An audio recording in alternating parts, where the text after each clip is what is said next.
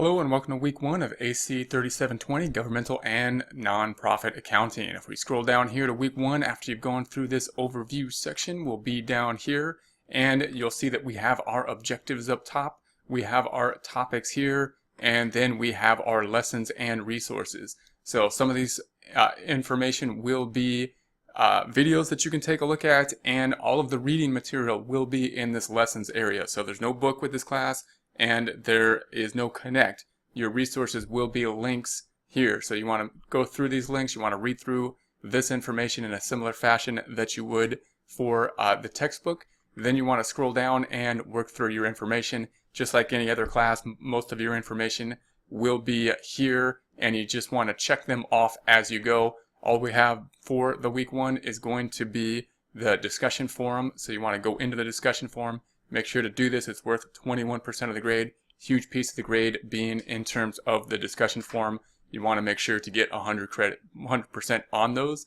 The rules are going to be up here to get the 100%. If we break that down to its essence, basically, we need a minimum of 4 posts, and most of the students are going to need more than 4 posts in order to pick up full credit. Some of these more advanced classes are going to be a lot more focused in terms of just discussion. So your discussion forum posts may need to be a little bit more extensive than they may be in the past, because a lot of our work now is going to be basically in terms of papers and discussion. So make sure to participate in there and put your discussion posts in there. In order to get full credits, you want to add to the conversation and you want to add content. I'm going to try to add some more questions in there as we go, so there's be more than enough material to put into the discussions, and make sure to pick up those points. Then we just have the 1 assignment and the 1 homework in this area. So you want to go into the assignment, you want to read through the information, and you want to upload that information here. Much of your papers and longer types of papers will be in the APA type format. So if you have questions on the APA format, let me know. If you want like a template for the APA format, we might be able to provide you with one as well, so you can see how to set that up. Going back up to the cookie trail up top, scrolling down, then I'm going to go back into week 1.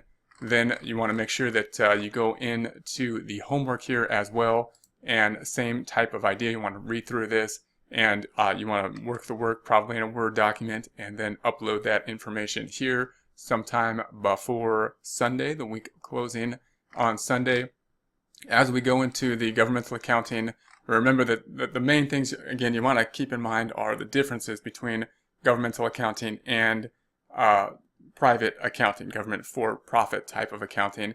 And of course, those main differences often will be the objective of governmental and nonprofit accounting being somewhat different, being the profit objective is not as much there, and they're not involved in the same type of market, meaning the competition isn't quite the same. These actually make things a lot different and a lot more difficult in a lot of ways, because the market is often thought of something that really makes companies more efficient, because if they're not efficient, then they will not make money and they will not remain in business. And that type of market pressure may not be there as much for some nonprofits and some government agencies. So how do we regulate those agencies then? And generally the thought is to regulate them, we need a very transparent regulation so that people can then regulate them through opinion on those areas. We also are going to have different types of funds for different objectives within government and nonprofit entities, because we may have different objectives other than just the objective of generating revenue. And in order to do that, we may have to have information in different funds and put money through different funds. So those are the 2 things, or 2 major things that will differ, that will be a theme that we'll want to discuss and look over through the course as we go. So keep that in mind whenever you're going to ask questions. What's going to be the same in terms of accounting, what's going to differ. When you want to go back to the core accounting concepts, the balancing concept's going to be the same, and you could go back to, this website will give you some of the prior videos and try to compare and contrast what you think will be the same and different as we go through some of these different type of entities. Also note that the gradebook will be over here on the left-hand side. The grades will basically be input on Tuesday following the close of the week. So you want to go in here once a week and basically at least once a week and check into this. Everything that is in week 1 should be graded by that time. You want to go in here. If it is graded, you'll have a grade here. If it's not, it'll have a 0. Anything that has a 0, you want to see if you can pick up and make up late work on it. You may lose credit for late work, but you want to pick up as much points as possible. Everything is generally open for late work except for the quizzes. So if there's an unusual circumstance on the quiz, you have to tell me beforehand, and then I'll take that on a case-by-case basis to see if we can have an extension on those. Otherwise, make sure to take the quiz by Sunday.